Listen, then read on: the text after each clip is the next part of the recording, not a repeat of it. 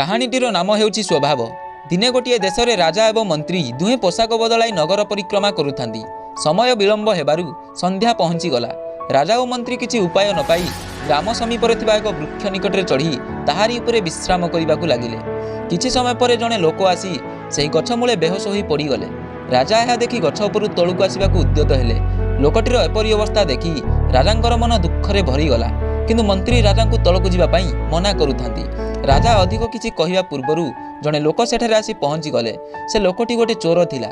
ସେ ବେହୋସ ହୋଇ ପଡ଼ିଥିବା ଲୋକକୁ ଦେଖି କହିଲା, ଏ ଜଣେ ଚୋର ଭଳି ଜଣାପଡ଼ୁଛି। ଚୋରି କରି ଫେରିବା ସମୟରେ ବୋଧହୁଏ ପଡ଼ିଯାଇଛି। ଏଠାରୁ ପଳାଇବା ଭଲ ହେବ, ନତୁବା ଲୋକଙ୍କ ହାତରେ ଧରା ପଡ଼ିଯିବି।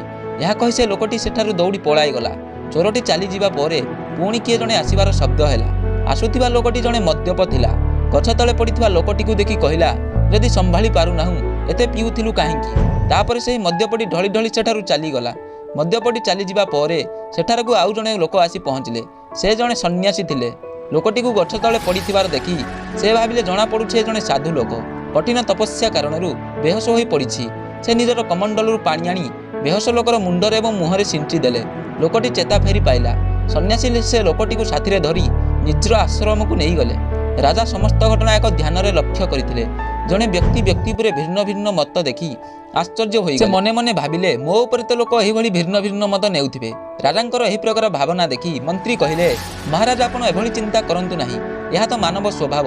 ସେ ନିଜ ସ୍ୱଭାବରେ ଅନ୍ୟ ଜଣକୁ ଦେଖିବ।